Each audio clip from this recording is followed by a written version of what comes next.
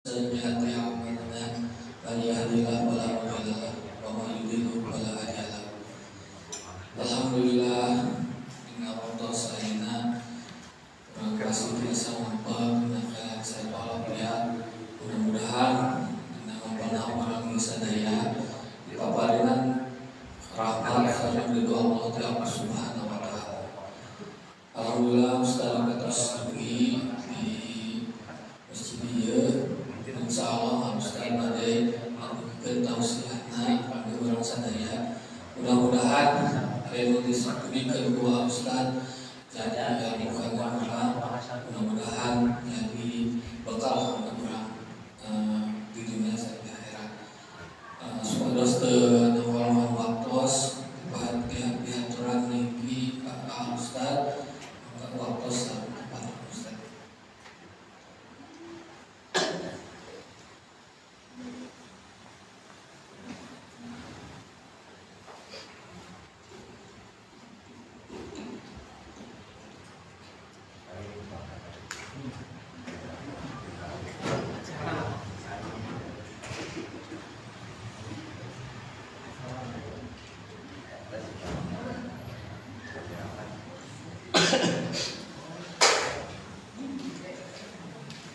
Innal hamdalillah nahmaduhu wa nasta'inuhu wa nastaghfiruh wa na'udzu billahi min syururi anfusina wa min sayyiati a'malina. May yahdihillahu fala mudilla lahu wa may yudlilhu fala hadiyalah. Asyhadu an la ilaha illallah wa asyhadu anna Muhammadan abduhu wa rasuluh alladzi la nabiyya ba'da amma ba'du. Alhamdulillah, kita panjatkan puji dan syukur kehadirat Allah Subhanahu wa taala, yang mana kita sebagai makhluknya yang begitu lemah, yang sangat bergantung kepada Sang Pencipta, juga sangat fakir, masih bisa memanfaatkan segala kesempatan yang Allah masih berikan kepada kita, wabil khusus kesempatan hidup. Karena tentu orang yang sudah meninggal di antara saudara-saudara kita sekarang hanya tinggal mempertanggungjawabkan ketika hidup di alam dunia. Andaikan ketika masih hidupnya berpegang teguh kepada agama, insya Allah sekarang sedang merasakan nikmatul qabri. Tapi jika semasa hidupnya justru melanggar agama, maka sekarang sedang merasakan azabul qabri. Dan orang yang merasakan azabul qabri sekarang ingin hidup kembali, tapi tidak bisa selamanya. Nah, kita yang masih hidup masih ada kesempatan dan kita manfaatkan, di antaranya dengan melangkahkan kaki dari rumah kita masing-masing. Dan tidak ada yang mendorong kita kecuali hanya satu, amantu billahi, saya iman kepada Allah, untuk melaksanakan kewajiban dan juga mencukupi kebutuhan. Jadi ilmu itu bukan kewajiban saja, tapi suatu kebutuhan. Kalau ibu dan bapak butuh gak kepada beras? Butuh Pak. Lalu mahal rumah beras, aku dibeli. Rumahnya karena ilmu. Yang namanya butuh itu akan dikejar sampai kapanpun. Nah, kita melangkahkan kaki ke masjid tidak ada yang menurut kita kecuali hanya satu, amantu billahi, tidak ada alasan yang lain. Nah, insya Allah pada malam hari ini sudah saya bilang, saya akan membahas tentang tujuan ujian dari Allah Subhanahu wa taala. Nah, nanti berkaitan dengan Nabi Ibrahim, Ya kan Mas bilang saya ingin membahas masalah milah Ibrahim, ayat-ayat ujian dari Allah Subhanahu wa Ta'ala. Nah, cuma sebelum saya membahas materi, saya mau bertanya dulu kepada ibu dan bapak. Wajar nggak Allah menguji kita, Pak? Wajar nggak Allah menguji kita? Wajar, tapi sudah orang menguji kita. Wajar kan? Ya. Wajar. Aku maaf ya atau aku mau orang. Jadi wajar Allah menguji kita. Nah, HP yang satu percaya Allah orangnya. Jadi wajar Bapak Allah menguji kita. Makanya ujian itu merupakan sunnatullah. Jadi ujian dalam Al-Quran diungkapkan dengan istilah al-ibtila al-bala'u. Ada kan istilah tolak balak? Pernah dengar gak Pak istilah tolak balak? Bisa gak bala ditolak? Tadi kan saya satu, wajar gak Allah menguji? Wajar. Yang kedua, bisa gak bala ditolak? Bisa gak Pak? Ya, saya bilang ke jawabnya. Bisa gak bala ditolak?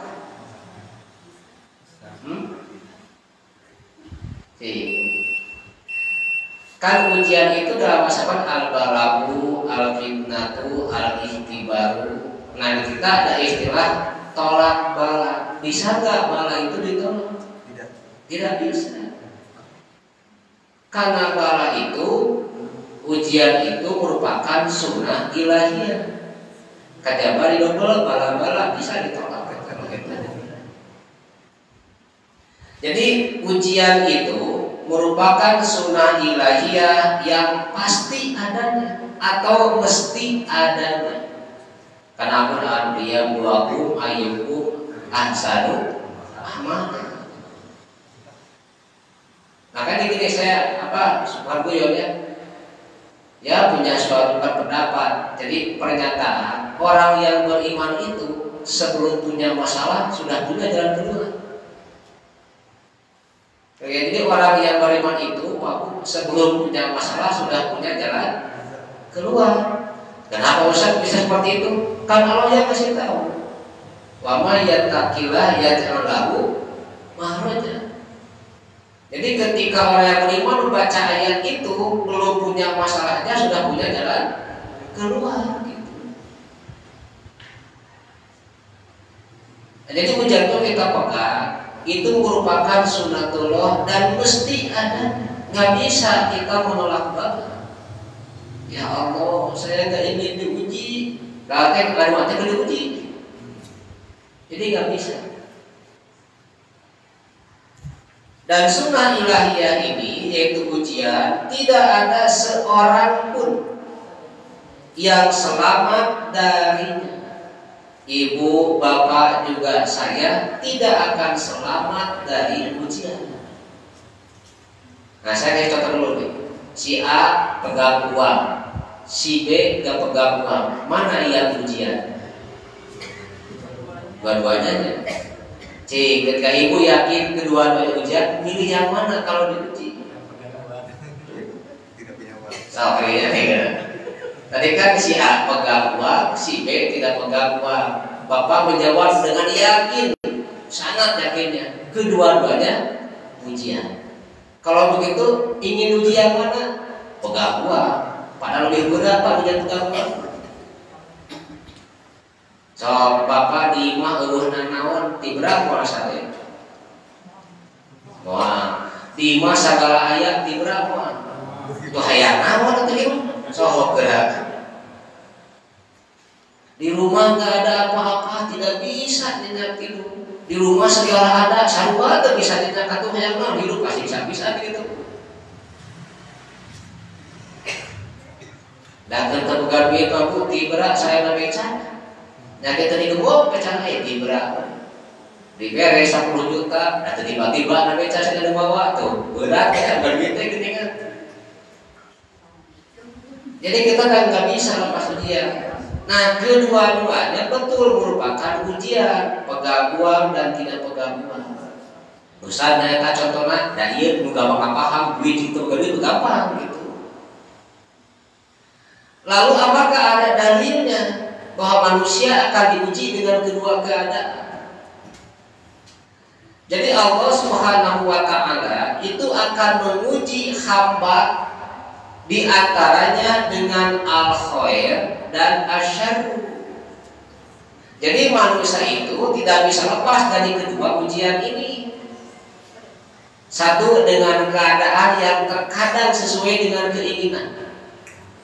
Dan yang kedua dengan keadaan yang tidak sesuai dengan keinginan.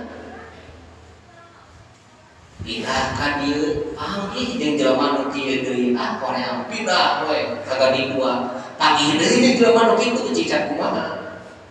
Ujian kan gitu Pak.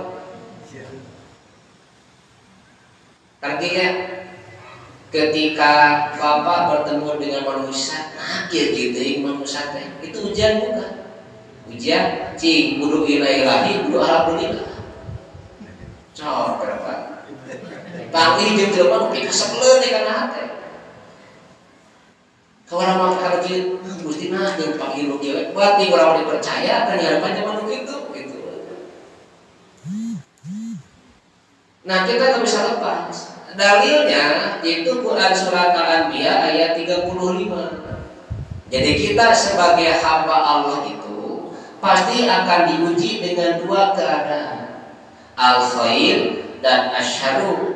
Nanti dalam surat yang lain bil hasanat wa sayyi'at. Quran surat Al-Anbiya ayat 35. A'udzu billahi minasyaitonir rajim. Kullu nafsin dha'iqatul maut. Tiap-tiap yang berjiwa itu akan merasakan mati. Nah, sebelum mati kita akan diuji dulu. Kita sekarang sedang berbicara dengan ujian kehidupan. Nanti ujian setelah mati, kehidupan yang abadi, kayak di alam kubur teman diuji. Diuji nak seberapa orang di alam kubur? Bu, seberapa ke dalam kubur itu? Esai PG menjodohkan pilihan janda, pilihan ganda. Seberapa bu? Amannya terapa? Berarti berpuluh-puluh tahun. Hiji soalnya ke ujian di alam kubur teh man rabbuka, siapa Tuhanmu? Jawabannya apa? Allah. Yang kedua, ma dinuka, apa agamamu? Jawabannya Islam. Yang ketiga, ma ilmuka bihadar rajul, bagaimana menurut ibumu tentang lelaki ini? Jawabannya Rasul kan. Yang keempat ditanya, tahu dari mana itu Rasul? Yaitu dengan membaca Quran. Ngan opat, Bapak bisa jawab, ibu ahli surga berarti. Di dia mah berkah gitu kayak gitu. Opat pakai ujian gampang. Nah, ujian kehidupan yang kedua. Wa nabluwakum bisyarri wal khairi fitnatan. Kata Allah, kami akan menguji kamu dengan keburukan dan kebaikan sebagai cobaan. Jadi dengan al-khair, dengan asyarr, gak bisa lepas. Lihat ya, sebetulnya ketika kita berbicara tentang ujian dengan kebaikan, dengan sesuatu yang tidak baik, itu menunjukkan normalnya hidup harus seperti itu. Jadi ibu dan bapak akan nikmat hidup jika keduanya mengalami. Sok bapak terbuka duit, saminggu mangian duit di kumaha. Atau alhamdulillah, tapi ungal poe boga duit, ya ada menyebut alhamdulillah. Nah, apa biasa duit tidak? Jadi hidup itu kalau ingin seimbang ya terkadang nangis, terkadang tertawa itu lagi. Jadi kita nggak bisa hidup cek para sama seli, wetu atau gelo pasti tuh gimana? Kudu aya jadi. Lalu apa yang dimaksud dengan asyarr dan al-khairu? Kita lihat ucapan dari Imam Ibnu Katsir ketika beliau menafsirkan ayat ini. Natah birukum bil masaib taratan. Kami benar-benar akan menguji kalian ada kalanya dengan musibah. Ayah banyak musibah. Jadi kita akan diuji ada kalanya dengan musibah. Wa bi ni'ami ukhra, dan ada kalanya dengan kenikmatan-kenikmatan. Jadi kita pasti nggak bisa lepas diuji dengan sesuatu yang tidak menyenangkan, diuji dengan sesuatu yang menyenangkan. Itu dalil yang pertama dengan mana kata al-khairu dan asyarru. Yang kedua, di dalam surat yang lain yaitu Al-A'raf ayat 168 menggunakan kalimat al-hasanat wa sayyi'at. Wa balawnahum bil hasanat wa sayyi'at, dan kami akan coba atau uji mereka dengan nikmat yang baik-baik dan bencana yang buruk-buruk.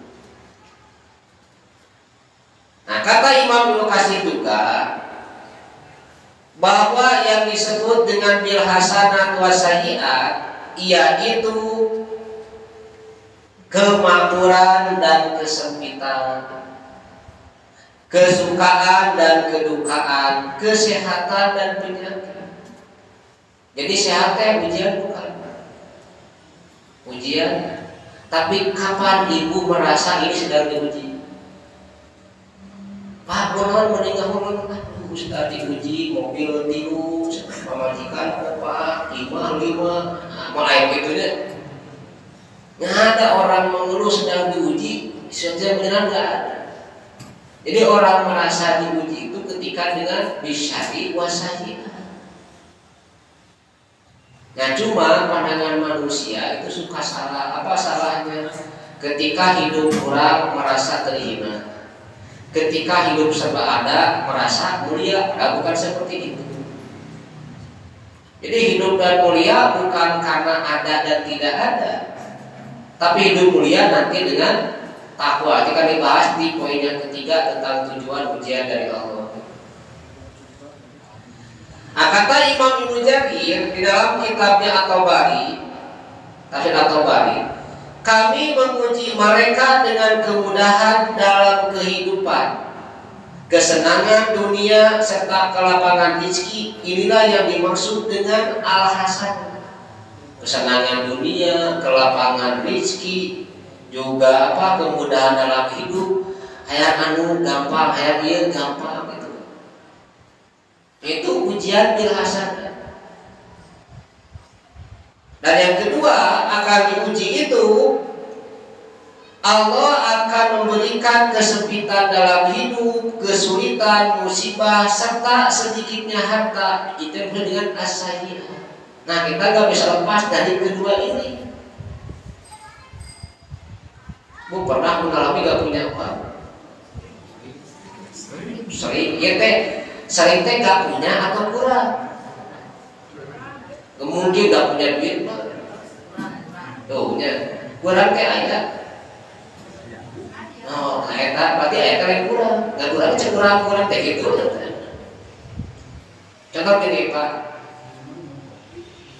kalau ibu makan sendiri atau bapak makan sendiri, tahunna opat sakapun mah cukup. Ketika makan sendiri, tahu opat asa kurang. Tapi ketika tahu 4 makan berempat cukup, hijewa. Tapi kalau ketika sendiri asa kurang, walaupun 4 kan. Nah itu mengisyaratkan kalau ingin hidup cukup, misalnya berbagi kepada orang lain, hidup akan cukup. Nggak ada istilah samsara karena yang sedekah. Topik kena beca, Allah usah samsara sedekah wae moal istilah itu. Nah itu ya, jadi ujian itu mesti ada. Kita sebagai manusia akan diuji dengan kedua keadaan. Bisa dengan al-khair, bisa dengan as-sayyi'at, bisa dengan hasanat sayyi'at, khair dan asyar. Nah ujian itu bentuknya bukan pilihan kita. Sorry, ujian itu bentuknya bukan pilihan kita. Karena nanti biasanya ujian itu berkaitan dengan takdir. Ujian itu berkaitan dengan takdir. Nanti akan dibahas di poin 1. Ujian dengan al-khair itu lebih sukar, Pak.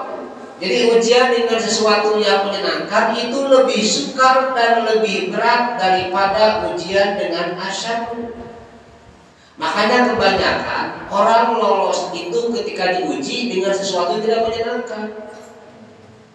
Ketemu duit mah tahajud bulan putih gitu. Ya saya duit mah mas bohong. Jadi kebanyakan manusia itu berhasil diuji sesuatu dengan asyarru wasayyi'ah. Kesempitan hidup dengan musibah. Kebanyakan ya, tidak banyak semua, kebanyakan seperti itu. Jadi diuji dengan al-khair itu lebih berat daripada diuji dengan asyar. Ustaz berat rumah, itu berat bukan duit, bukan menjalankan ujian. Jadi kebanyakan orang diuji dengan sesuatu kekurangan itu lebih dekat dengan Sang Pencipta. Ngadu awekan curi ketih atau keluar jadi butuh. Coba Bu, ibu ke ayah rumah dan bapak sok sholat duha di tahajud. Dari Bu ya Pak. Dalam keadaan bagaimana ibu sering sholat duha dan tahajud?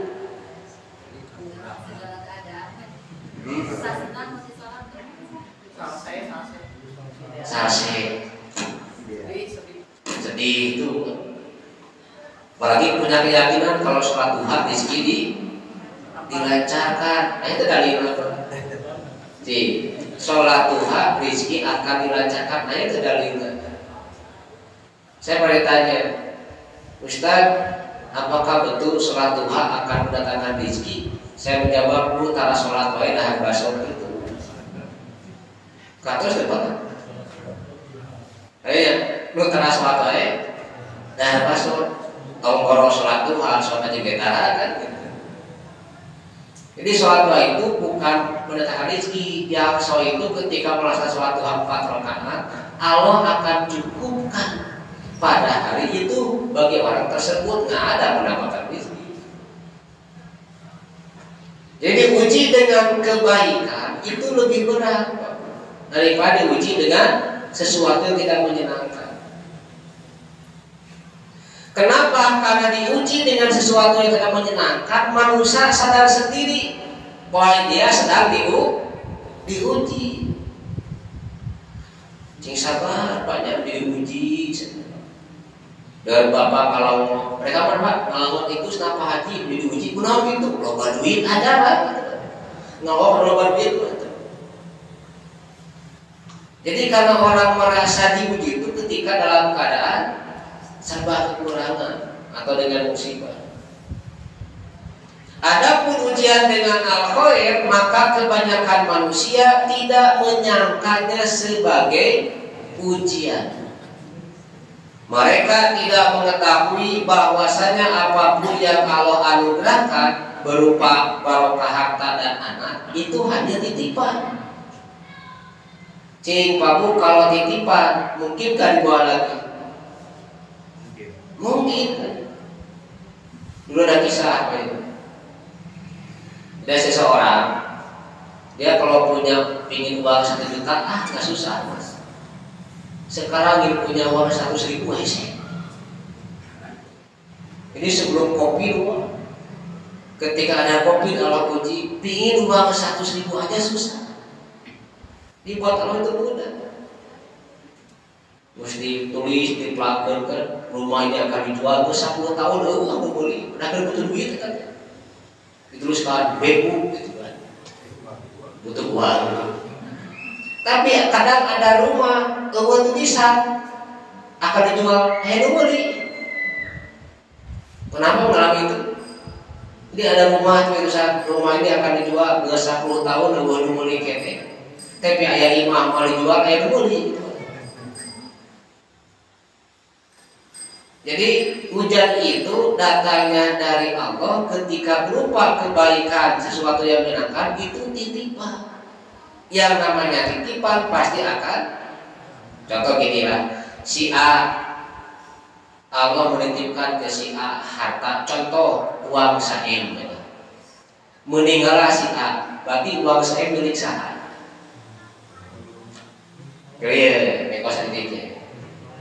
Si A, Allah titipkan uang 1 miliar, meninggallah si A. Uang milik 1 miliar milik siapa? Milik siapa pun? Milik Allah bener ya? Karena itu pas siapa yang harus dibagikan? Ketika si A meninggal, hal milik siapa? Kembali ke Allah atau pasea milik Batur atau ke era. Uang itu kembali ke Allah. Berarti kurang kumaha? Kumaha Allah wae mah adalah teu pasea ku babalik kita usaha harta itu. Jadi ketika Allah menitipkan dia meninggal, ya kembali ke Allah. Maka Allah bagikan ke siapa yang berhak menerima. Nah, gitu. Contoh ya. Si A meninggal punya anak, terus punya cucu dapat nggak? Si A meninggal punya anak dan si A juga punya cucu, dapat nggak cucunya? Secara waris dapat nggak? Ya enggak. Mana sudah hidup temu dan aku mahal lah bujikannya. Kan kaharam udah. Gitu. Maka menjadi budak ya sama lagi hijau atau apa. Jadi itu hanya titipan yang cobaan Allah berikan kepada dia dan Allah ingin melihat. Ketika orang itu dikasih Allah ujian dengan kenikmatan-kenikmatan, Allah ingin melihat bagaimana cara dia bertindak dengan kenikmatan itu. Nah, saya contoh Fir'aun, Qarun dan juga ulama di zaman Nabi Musa yaitu Balaam bin Ba'ura. Fir'aun apa benar? Fir'aun diuji dengan kekuasaan yang tidak bisa lepas. Dulu ya Pak jadi bukan kekuasaan. Apakah dia akan merusak? Ternyata Fir'aun gagal. Lalu ketika diuji dengan kesenangan, apakah ia akan menghalangi perintah Allah seperti si Qarun? Si Qarun kaya tapi pelit. Si Fir'aun mah diteleungkeun ka laut, si Qarun mah diteleungkeun ka lautan. Nah, yang ketiga ketika diuji dengan anugerah kepintaran, kecerdasan dengan ilmu juga ujian. Seperti Balaam bin Ba'ura ulama di zaman Nabi Musa. Beliau lebih memilih kepada Fir'aun daripada kepadamu Musa. Pada ulama kalangan Bani Israil. Bahasa berapa ngaji lah gitu. Tapi ada para wali ujian ya tadi gitu. Nah, kalau kita kayak dulu, nah maksudnya ngaji dengan buahan dia malah kayak dulu buahan sebelum ngaji. Karena tahu saruan apa? Ustaz libur lah untuk jam mana? Kan ngomong naon? Tuh kan Pak. Jadi mubalik juga akan diuji dengan yang terkadang panas datang menjadi hujan badai di masjid parwai kene puasa. Dari asup PA, Ustaz maaf gak bisa ngaji sibuk. Jawab ku anak sami abi sibuk ngantos di masjid. Cuma daerah kakak dia waktu saya tinggal saya dan dapat gitu. Dan fakta ya Pak. Hujan badai Ustaz datang, Ustaz meninggal sakit. Kada hoream gaji petaya Ustaz na aduh pun hoream keluar yang hujan. Nah itu ujian dari Allah ya. Kita tidak akan bisa lepas. Nah lalu apa tujuan ujian dari Allah itu? Saya nanti menerangkan ada 3. Saya menyebut kalau yang pertama tingkat dasar, yang kedua itu menengah, nah yang ketiga tingkat tinggi. Nah kita bisa memilih kita ini sedang diuji untuk dalam hal apa? Tingkat 1, 2, 3. Bagi ujian itu dengan kesenangan, dengan sesuatu yang tidak senang. Jadi kita simpulkan, kadang kita diuji dengan sesuatu yang sesuai dengan keinginan. Kadang kita diuji dengan sesuatu yang tidak sesuai dengan keinginan. Kayak ibu tadi boga duit itu boga, beli kafe beli boga duit gitu kan. Nah, dak kahoyong pasti gitu.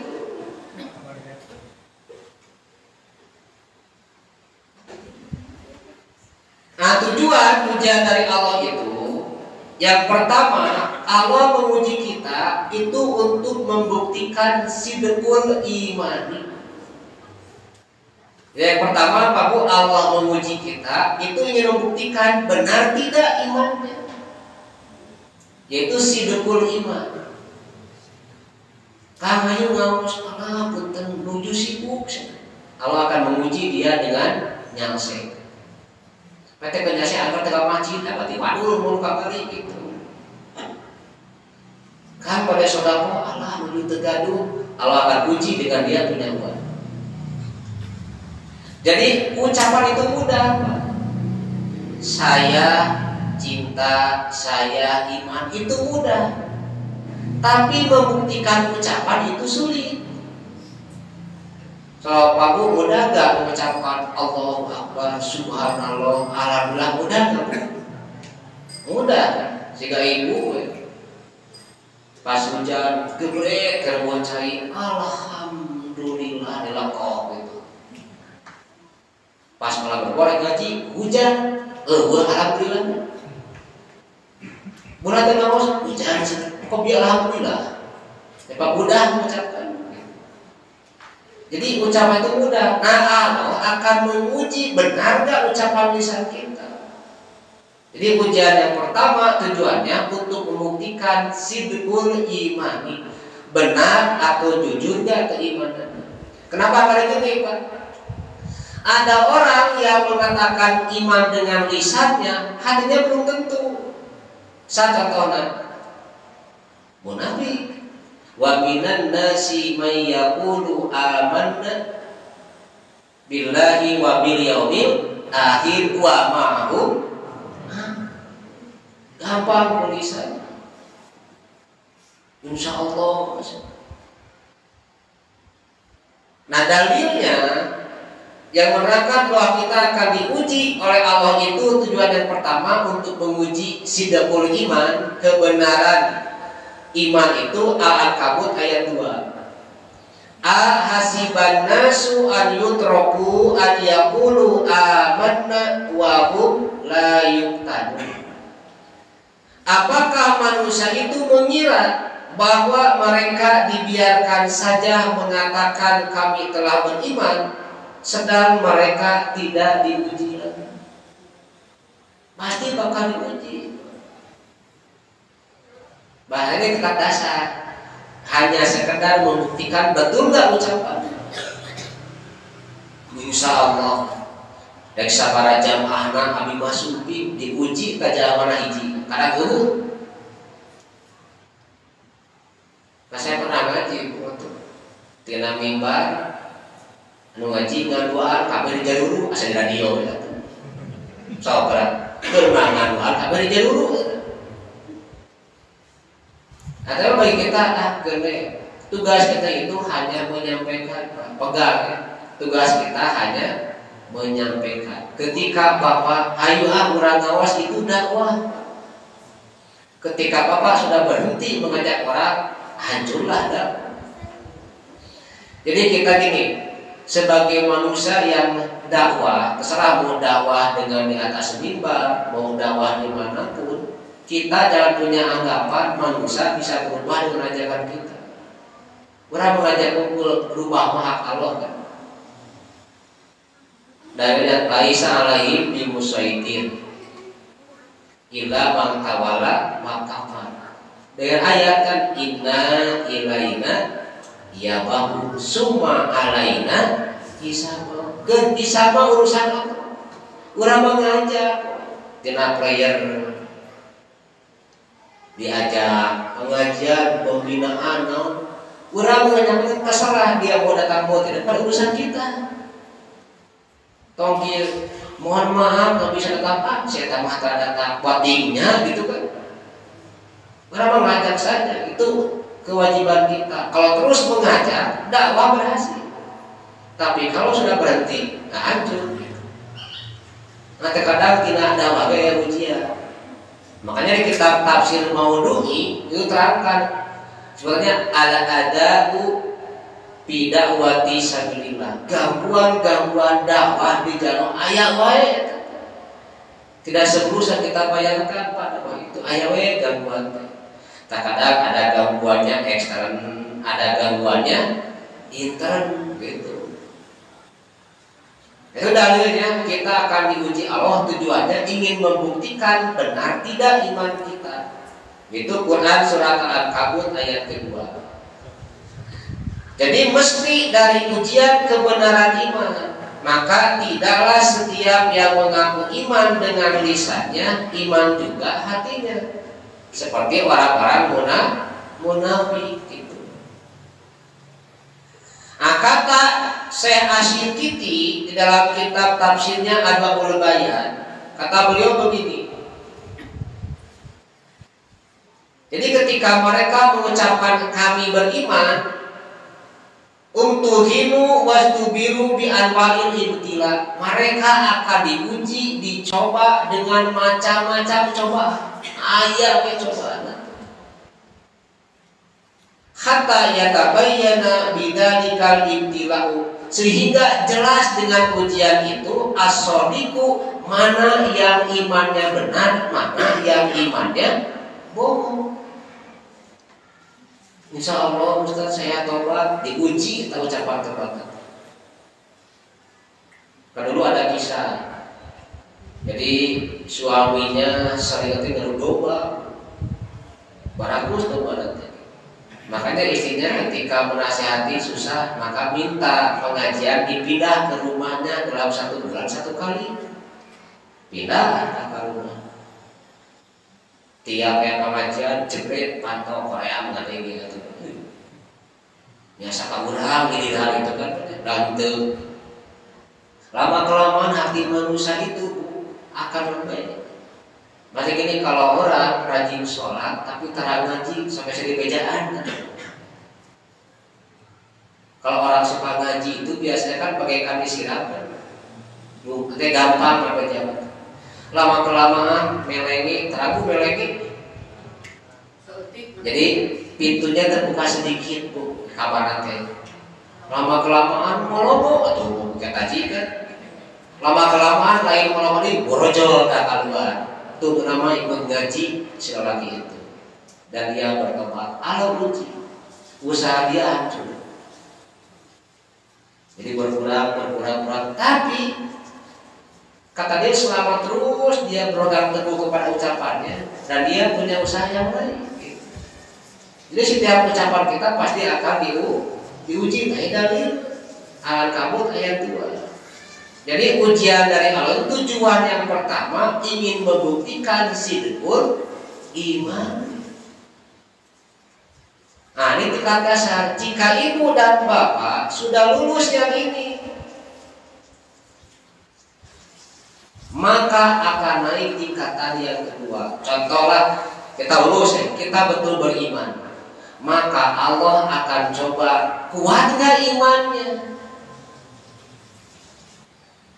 Jadi kalau ibu dan bapak sudah membuktikan iman kita benar, maka Allah akan menguji kuat tidak iman kita.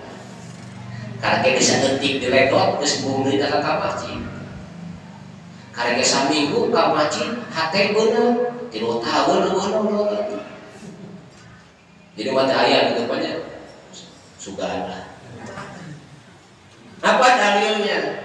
Buat kedua ujian dari Allah itu Allah ingin mengetahui kuat nggak imannya. Jadi yang pertama sidqul imani, yang kedua thubutul iman. Kalau yang pertama ingin menguji kebenaran iman, yang kedua menguji kokoh nggak iman. Nah, jadi gede sagetik nggak soal. Dalilnya Quran surat Al-Ahzab ayat 11. Nanti gini Pak Bu, ada digoncangkan itu terkadang dengan sesuatu yang tidak menyenangkan, kadang digoncang itu sesuatu dengan menyenangkan. Si eta mah baheula ada terbuka motor, leumpang ka maci. Sapak boga motor tara ka maci, kayak gitu bener. Jadi terkadang digoncang itu dengan sesuatu yang menyenangkan atau tidak menyenangkan. Hunalika butuliyal mu'minuna wa juljilu jiljalan syadidan. Disitulah diuji orang-orang mukmin dan digoncangkan hatinya dengan goncangan yang sama. Makanya kenapa di awal kita ngaji itu satu penurunnya aman tuh. Tongki ilah kamacina dari Idul Adha, itu bareng paku gitu tuh. Soalnya merasa perlu ganti kewajiban gitu. Nah itu yang ketiga. Saya akan menerangkan berkaitan dengan ujian yang ketiga, mudoki, panitia, termasuk mustahil. Gitu. Nah yang kedua, kita akan diuji kuat gak imannya. Nah goncangan itu untuk menjelaskan keteguhan atau tidak adanya keteguhan dalam iman. Imam Fahrudin Ar-Razi dalam kitabnya Mafatihul Ghaib beliau menerangkan wajul jilu ai ujiju wa qurriku paman khabata minhum kana minal ladina idza dzukirallahu wajilat qulubuhum. Kata Imam Ar-Razi, mereka merasa gelisah dan terguncang, maka barang siapa di antara mereka yang tetap teguh, maka dia termasuk orang-orang yang apabila Allah disebut hatinya bergetar. Bila hanya satu, Pak, kalau Bapak Ibu juga saya sudah lulus ujian nomor 1, maka yang kedua harus lulus. Cukup Allah yang kita pegang. Nggak ada baik orang mau memuji, mau tidak, mau menghargai, terserah. Yang penting Allah sudah tahu, beres. Usahakan kita mencari orang yang menghargai, bukan orang yang butuh.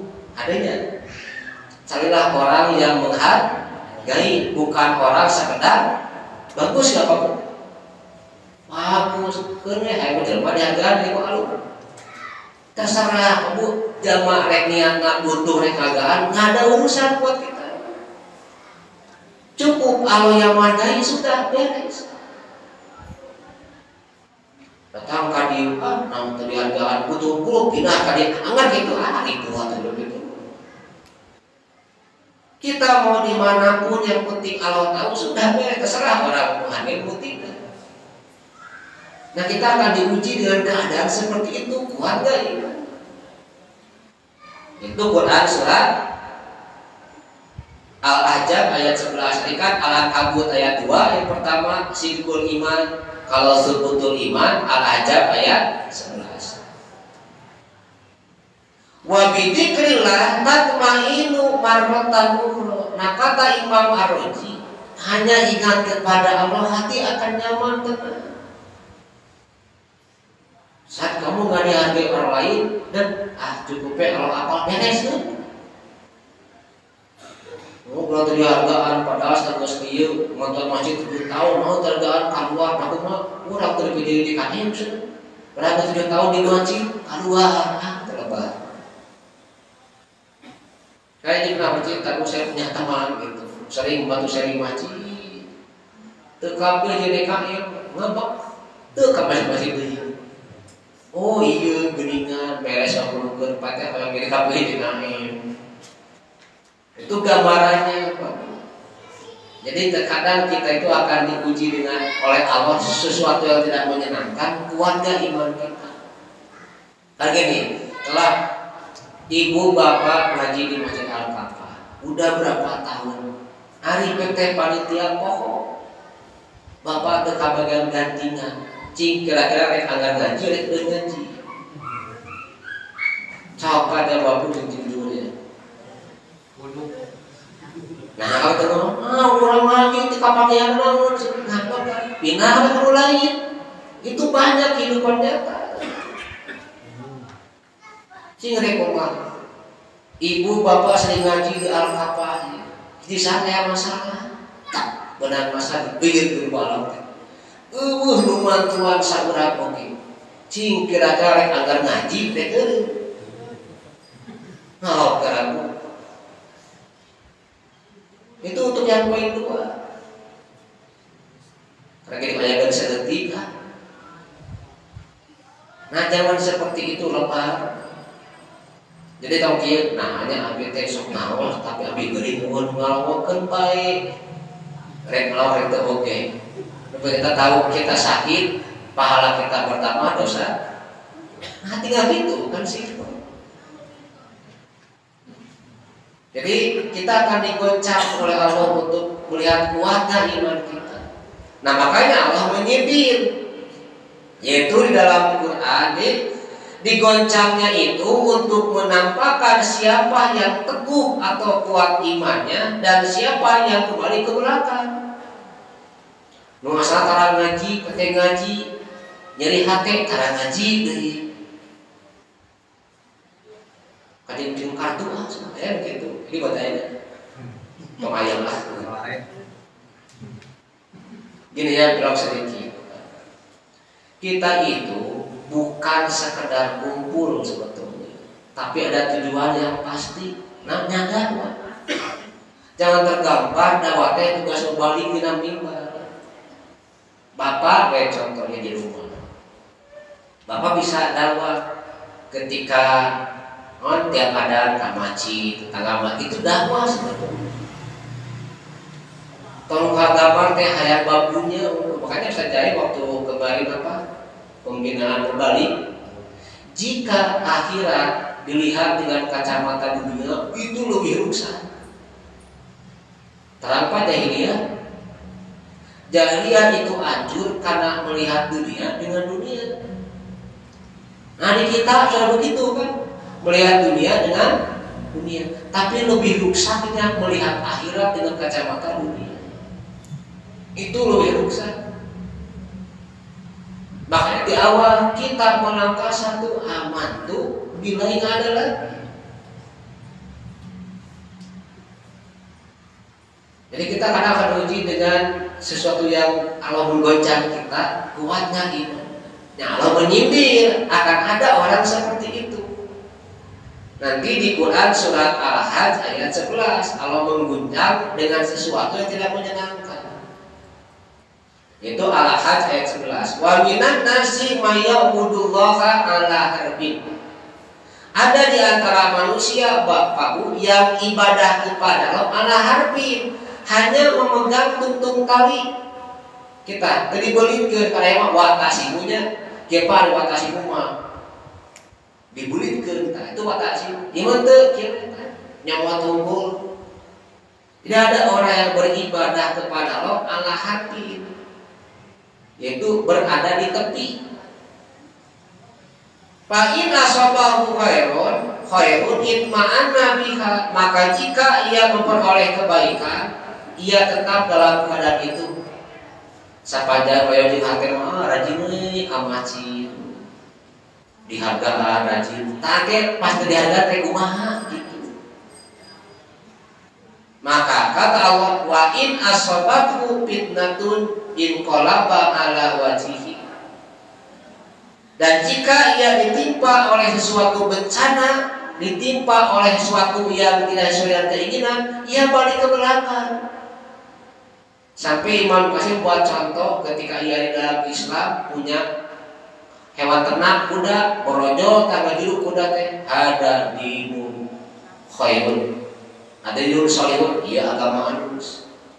Iya ada di KM, sok masjid udah 10 ganti, ada di KM gitu, muji ka KM. Peke poho tahun lalu temunan, cing ngomong kumaha. Dek ada di KM atau kumaha di KM gitu sok berapa. Tapi ketika kudanya tidak melahirkan, dia mengatakan hada dinun suun, ini agama yang jelek. Ya kan sudah melihat akhirat dengan kacamata dunia.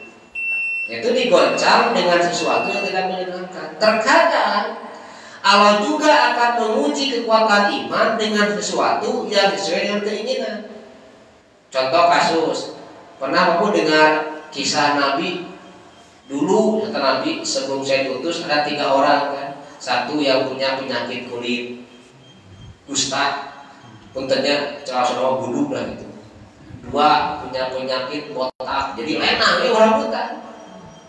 Yang ketiga dia tidak bisa melihat. Diutuslah malaikat oleh Allah menyerupai manusia. Yang pertama didatangi yaitu manusia yang punya penyakit kulit. Apa yang kau inginkan di dunia ini? Saya ingin punya kulit yang mulus, era luka-luka. Diusap malaikat, sembuhlah kulitnya dan diberi modal 1 ekor unta. Singkat cerita dia jadi bandar unta. Jadi benar. Yang kedua, orang yang punya penyakit botak, tidak punya rambut. Apa yang kau inginkan? Ya, ingin punya rambut lah, bagus, goblok, hitam gitu. Diusap, tumbuhlah rambut, dikasihlah modal 1 ekor sapi, jadi bandar sapi. Yang ketiga, tidak bisa melihat apa yang saya ingin melihat keindahan dunia yang Allah ciptakan. Diusap malaikat, dia bisa melihat, dikasih modal kambing, jadi bandar kambing. Singkat cerita, barengan tahtiwan. Ku Allah diuji, turun malaikat menyerupai mereka ketika keadaan yang pertama. Malaikat datang ke bandar unta menyerupai orang punya penyakit kusta. Yang mereka sodako temere berada di bandar unta. Dia mengatakan, saya kaya ini dari dulu 7 turunan tuh. Pokoknya menolak si korun bung sodako. Apa yang terjadi? Kembalilah ke awal. Dia penyakit kulit lagi dan untanya habis. Yang kedua, malaikat datang ke orang yang punya penyakit botak gundul gitu. Sama diminta. Dia mengaku, saya kaya ini dari dulu 7 turunan. Tiba-tiba benghar. Tidak mau ngasih.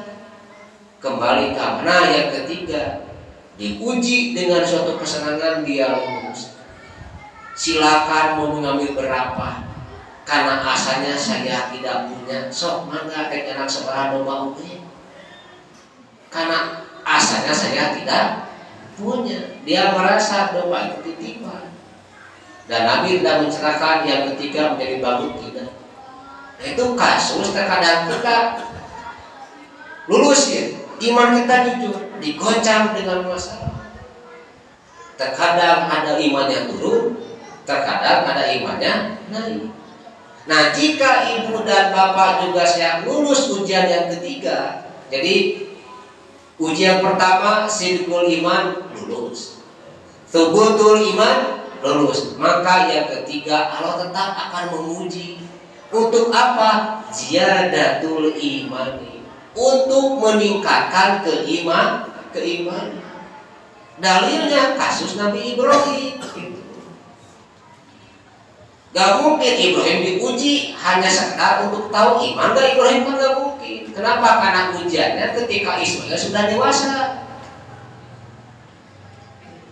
Kan gini Bapak, Ismail itu anak yang sangat diinginkan. Karek borojol di kamanakeun Bu. Cibur kamanakeun karek borojol. Kan kapadang pasir yang ada kehidupan. Jeung pamajikanna saha Bu macam itu? Siti Hajar. Hajar diuji enggak? Diuji. Rewel teh Hajar. Rewel pisan tuh. Rewel. Mun tega salaki budak beureum keneh diasingkeun rewel. Cicing Nabi Ibrahim baru masa budak beureum keneh bakal saeutik ditunda kahirupan anu gersah. Rewel. Ditanya, kenapa engkau melakukan ini? Allahu amaroka jeung Hajar teh. Wahai Ibrahim, apakah Allah yang memerintahmu? Alah, geunah ngajawab na'am. Cep geuning Hajar. Soleha Hajar. Datang salaki balik mah 20.000. Bapak ngan sakit ti Allah na sakitu jempring moal. Pengadilan jempling mah lu mohon atuh teh solehah gitu. Nah, banyak itu solehah aja sama diuji aja. Jadi aja ini uji untuk masalah menguatkan keimanan. Nah Allah mereka jawab muhun sok kejempling Gak mungkin Allah menempatkan itu untuk menyusahkan. Nah, yang ketiga, tujuan ujian dari Allah itu ziyadatul iman, untuk meningkatkan atau menguatkan iman, menambahkan iman. Kasusnya yaitu Nabi Ibrahim. Nanti bisa dicek dalam Quran surat As-Saffat ayat 102 sampai 106. Di akhir ayat 106, inna hada lahuwal balaul mubin. Kata Allah, sesungguhnya ini benar-benar suatu ujian yang nyata. Kan papunya Ibrahim teh bermimpi menyembelih siapa? Ismail. Keur budak diasikeun, geus pada kudu. Nah, ujian Ibrahim luar biasa. Ya, kalau mau mengikuti bela Ibrahim, ibu dan bapak ketika kurban bukan sekadar ujian tingkat 1, harus ujian tingkat. Nah gitu. Ya mak yang kurban 5 tahun ngan diuji teh tingkat 1 5 tahun atau lebar. Baik mudohi, panitia ataupun mustahil, kurban teh kudu nguatkeun iman, lain beuki lemah. Ketika Ibrahim berkata, ini Arabil manam, saya bermimpi menyembelih kamu. Dasar Ismail soleh, dan bapak Nabi soleh, hidung Nabi soleh sama. Mangga pak, beli beli bucik mah, gobrak. Rek disembelih, dirubah tidak apapun detik. Dengan kibas kambing besar. Nah, contohnya untuk yang ketiga, kurban itu ujian. Jadi baik mudohi, panitia, mustahik, kadek ujian. Nah, abi temenang cokor, pindah anu lain itu. Leungit ka ikhlasan teh. Sore keur diuji nomor 1 dan nomor 3 atau beuki handap. Kabeh pesan hayang cokor aing bawa gitu pun dibagi teh. Abi mau cokor sapi teu aya ku ceker bias. Gini ya, mohon. Hari udhiyah, ibadah kurban itu ibadah ngabagikeun daging, ibadah menyembelih. Menyembelih kade. Jika ibu dan bapak sebagai mudohi hayang menang daging badak atau boleh ka pasar. Jadi ketika ibu sebagai mudohi, jangan sampai keikhlasan dulu sampai kata Nabi. Sebelum disembelih juga, sebelum darah menetes, ketakwaan kita sudah sampai kepada Allah. Nah, ketakwaan itu jadatul iman harus. Jangan sampai dengan kurban, iman teh turun di nomor 1 lain nomor 3. Anu hayang meunangna ye, bahasana biasana menang 10 ganti, kabagian kalapat. Ibu itu insya Allah itu kangku gulutus, kabeh panitia diomongkeun. Atau tong ngarusak lebar, bisa ganti 2 ganti. Ibu teh mudohi, bapak mudohi, panitia tos ngabagi, dan seueur mustahik teu samios kabagian 2,5 kg. Alah mangga ibu mah teu kabagian oge. 3 meser kapasan. Da imah kurban teh kurban beunahnya mun aya kabeh itu mudohi gitu. Juga panitia awas sama diuji, lain ke nomor 1 ku nomor 3. Pada itu juga harus api gitu kan. Nyokot daging pasak usaha eta teh. Mulai masak tuh. Coba panitia jam mentuan 5 kilo deukeun pasak usaha 5 kilo. Masuk ini gitu. Usaha eta teh tuh. So, kan kudu tuku. Usaha eta 5 kilo teh. Anu mudohi. Tak apa boleh menjadi soalnya bagian panitia agar malah beres panitia. Makanya untuk menjaga tuhmah, menjaga kepercayaan, berbicaralah kepada mudohi. Wios teh ibu bapak dicanak sakian kaula mantosan. Berarti alim nya tuh wios teh bagian panitia dipayunkeun dipasang kamu tuangna, da tuang atau mantuan teh. Atau yang ketiga, jalur tengah, saham sakian ke daging sapi 50.000 di sabun sistem di sabudohi. Kira lamun sapi sabaraha? 250.000 lumayan kan 2 kilo daging beureum di pasar. Nah gitu cing api. Maka kita kedua mereka kasus. Kita panitia atau calo. Wow, benar. Kita lagi calo jadi panitia, lagi calo cipugu jadi calo, lagi panitia cipugu jadi panitia.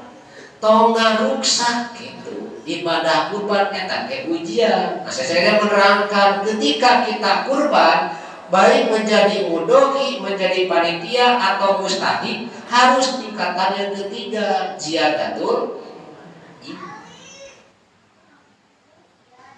Nah, jika tadi contohnya, nah bisa ngos kaal kapah tapi diberi dengan saganti, cenah cigo, orang ngaji teh biasa tuh. Rame kamacin. Jadi semua mudhohi, panitia, mustahik harus dalam rangka ziyadatul iman itu ujian. Kenapa? Karena yang sampai kepada Allah itu ketakwaannya. Karena itu agama budaya hukum baik mudhohi, panitia, mustahik juga sama. Rek kengeng saganti hatur nuhun teu dipasihan sanes rezekina gitu. Maka kena rukun iman webori kaki tu'minu billahi wa malaikatihi wa kutubihi wa rusulihi wa bil yaumil akhir. Tapi ketika berbicara qada dan qadar menambahkan wa tu'minu disebut lagi tu'minuna. Kata Imam Ibnu Hajar seolah-olah Nabi sedang menerangkan tolong perhatikan iman kepada qada dan qadar. Biasanya orang yang tidak beriman kepada qada dan qadar kaganggu kejiwaannya, psikologisnya. Contoh saja, tah mustahik menang saganti, teu yakin teh rezekina kukulutus, wah beak ka dia, naon senang saganti kukulutus. Tapi yakin itulah rezeki dia akan menerima. Datangnya sakit. So gerak cakapeun ibu teh kana seseunaon bahasana geus ngahaja saminggu satu kauna geus meuli areng. Meuli pembakaran. Hayang nyase jam 8 geus sakebeun. Lebih ka asar eun bere. Di kabeh eta areng. Cire kumaha. Kita ka mana? Pak Opik we ka iman. Kan gitu gambarannya. Jadi rezeki itu nyata nih sakit mah Allah ngangkos. Kali ku sakalaman punya mengabaso dengan misdasem ta amis ada hasil korban pertama pasti mihna heula. Korban terakhir baso. Pas rek baso dipotong nanti celok. Murah ka hadap aya anjing kerobak ku anjing asa tadi teu dahar urang. Ibu geus nyate wah capek menang daging dari kopi dibagi. Tunda pokok teu itu pada kang kucing tinggal tusukna hukul jadi hate. Kan gitu gambaranna. Jadi makanya untuk kurban itu saya memakai contohnya Nabi Ibrahim untuk ujian ziyadatul iman. Jangan sampai sekedar melihat kacamata akhirat dengan dunia. Terserah ibu jadi kurbani, bapak jadi kurbani. Panitia sudah tahu. Ketika ibu sudah menyerahkan kepada panitia, berarti silakan. Panitia tadinya abi nyungkeun pingpingna hiji. Cuma itu urus sesorangan atuh. Di atuh panitia kan dana panitia mah setelahnya isabara begikeun dia saudara sarepun itu. Kabarkeun ka mudhohi. Jangan sampai ada tuhma ibu bapak kuyos kabagian sakian kilo jeung ari kapungkur mah kengeng 20 ganting ewang aya uyos 10 terangkeun alasanna mau muhun mangga kan terbuka ditakdirkeun ari mereka tina saham teh aya leuwih leuwih ya 2 juta obrolkeun kamu bodohi. Ya aku sakit bari kumahakeun ya. Bade bisa alasan tuh payung bade kumaha gitu. Tong aja asup masa pribadi gitu mah. Tah oke lumantuan kade tong sakadar tingkatan nomor 1. Siksi suku mana saku. Biasa tulang sup tulang pacengkak borosot ya. Sok kita nyukur manyungkeun. Tong kitu karena panitia oke cing api kita itu dalam rangka ziyadatul iman. Itu gambarannya dari ujian dari Allah tidak bisa lepas dari ketiga ini. Apapun kasusnya, kita akan diuji oleh Allah satu untuk mengetahui sidqul iman. Benar gak iman kita?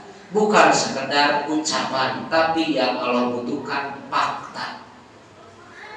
Yang kedua, ketika ucapan kita sudah benar, lurus, maka Allah akan menguji kuat gak imannya itu. Dibayarkan esa detik beli kente yang terumah. Nah yang ketiga, ketika sudah kuat maka Allah akan menguji dalam rangka untuk meningkatkan keimanan seperti kasus Nabi Ibrahim.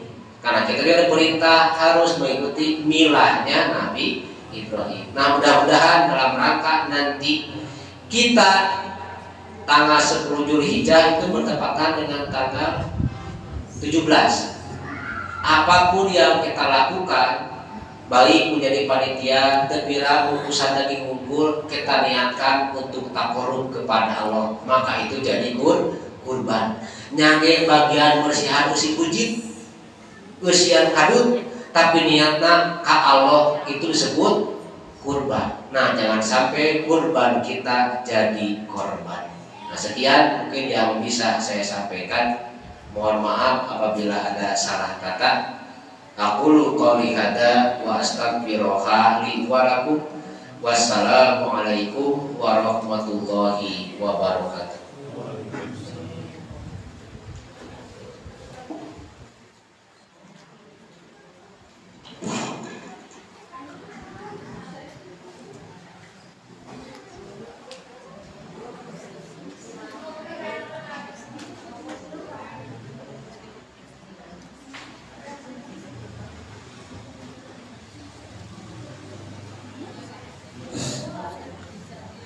Alhamdulillahirrahmanirrahim. Jazakumullah khairan katsiran Pak Ustaz, Bapak Rantos, Bapak Hakeun dari tausiahna dimana kita menjelaskan berkapus ujian.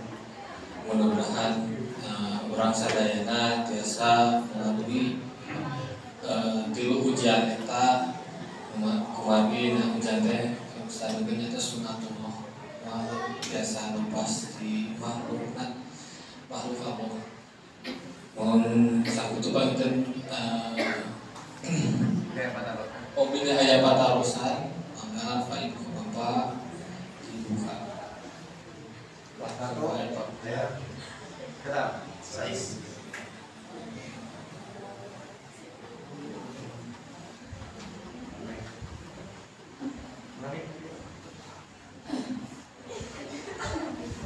Bismillahirrahmanirrahim. Jadi ada 2 pertanyaan yang ingin saya ajukan. Pertanyaan pertama, ketika kita seorang muslim,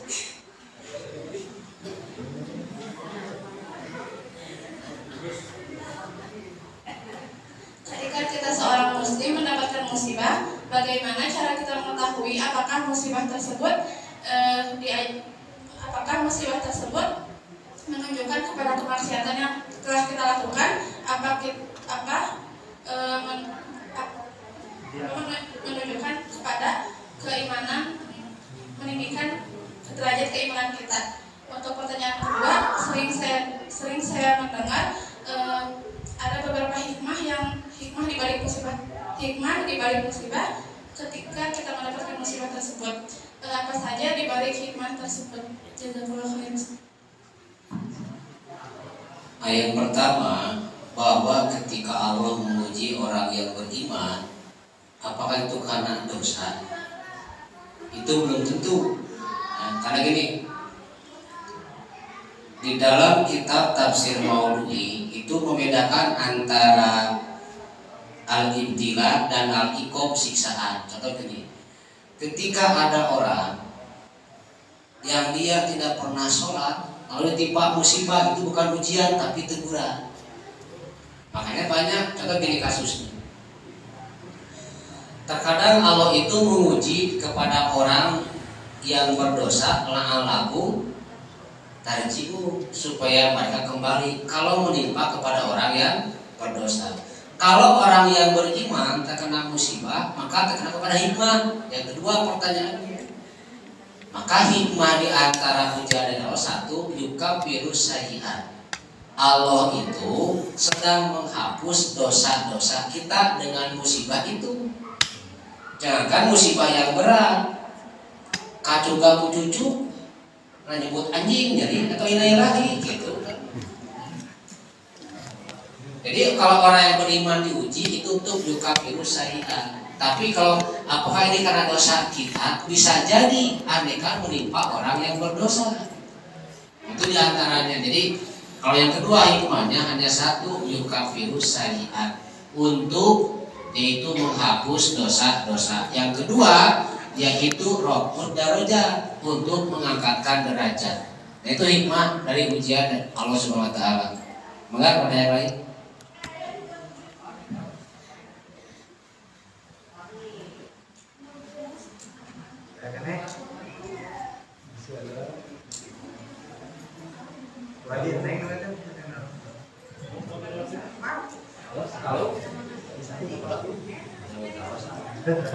Kalau bisa jadi.